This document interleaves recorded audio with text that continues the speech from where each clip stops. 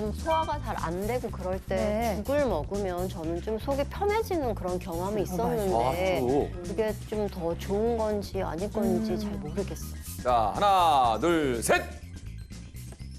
속이 안 좋을 땐 이렇게 물에 밥 말아 먹고 이런 거를 의사 선생님이 권하지 않으시거든요. 저도 이제 위가 안 좋아서 병원을 자주 다니는데 이렇게 그러니까 좀 묽은 밥은 괜찮은데 죽은 오히려 조금 안 좋다는 소리를 예전에 들은 기억이 있어서 예. 소화가 죽이 사실 더 힘듭니다. 물이 들어 있어서 이게 그 염산이 들어가서 희석돼 버리잖아요. 그래서 소화가 훨씬 덜 된다고 저는 알고 있거든요. 그래서 X를 들었습니다. 우리가 병원에 갔을 때 소화가 잘 안 되시는 분들을 위해서 소화 활동이 좀 떨어지는 분들을 위해서 병원에서 네.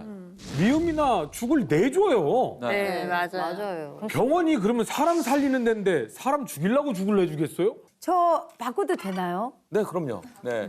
바꾸겠습니다. 갑자기 지금 번뜩 생각이 든 게 네. 우리가 씹을 때 네네. 소화 효소가 나온다고 그렇지.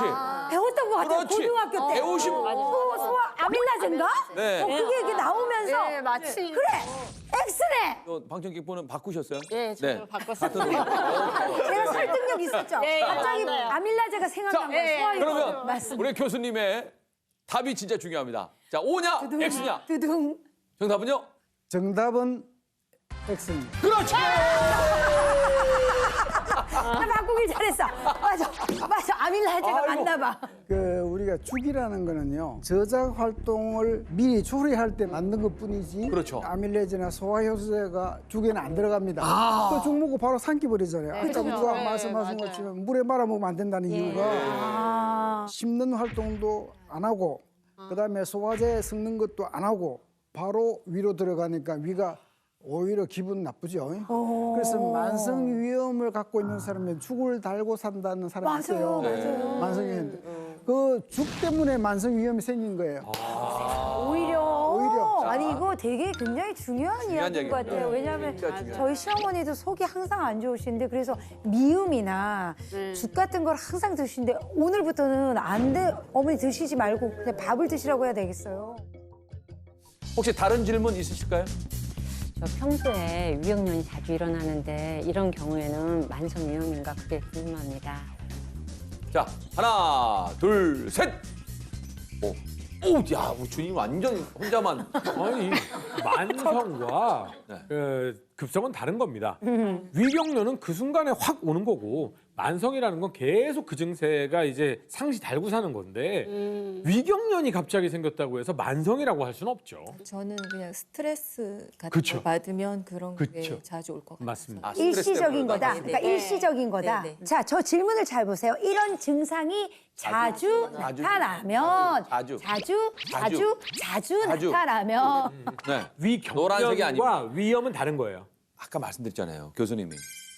그 젊은 나이에 증상이 있었다 했잖아. 계속 아프고 속 증상이. 쓰리고 하면은 이게 나중에 암이 되셨잖아요. 그러니까 증상이 이거는 있었다잖아. 분명히 전조 증상이라는 거야. 위경련이라는 건 모든 통증이 있으면 거기 맞습니다. 원인이 있는 겁니다. 그래서 만성위염, 위질환이 있는 겁니다. 교수님, 정답은요? 정답 알려주세요. 오열하죠.